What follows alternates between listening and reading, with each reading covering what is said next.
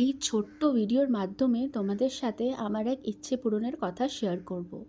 দেখো, ঘড়িতে কিন্তু ভুল টাইম দেখাচ্ছে, তোমরা কিন্তু ওটার দিকে ধ্যান দিও না। আমার কথাটা একটুখানি মন দিয়ে শোনো। বহু দিনের ইচ্ছা ছিল যে আমার নিজস্ব একটা গাড়ি হবে, যাতে চাপিয়ে আমি মা বাবাকে একটুখানি ঘোরাতে বা বেড়াতে নিয়ে যাব। মা দুর্গার কৃপায়, মা দুর্গার আশীর্বাদে দুক্কা দুক্কা করে মহাষষ্ঠীর দিনে বেরিয়ে পড়লাম মা বাবাকে আর ভাইকে নিয়ে আমাদের পূজা মণ্ডপের দিকে। এত ভালো আর এত আনন্দ একটা অনুভূতি হচ্ছিল না, কি বলবো। মনের মধ্যে একটা আলাদাই খুশি কাজ করছিল। মাকে পাশের সিটে যখন বসালাম, মায়ের মুখের মৃদু হাসি আমার যে মন ছুঁয়ে গেল। আর মা আমাকে একটা ভালো কমপ্লিমেন্ট দিল যে, বাহ, তুই কী সুন্দর গাড়ি চালাস রে, কী কুল মাইন্ডে গাড়ি চালাস।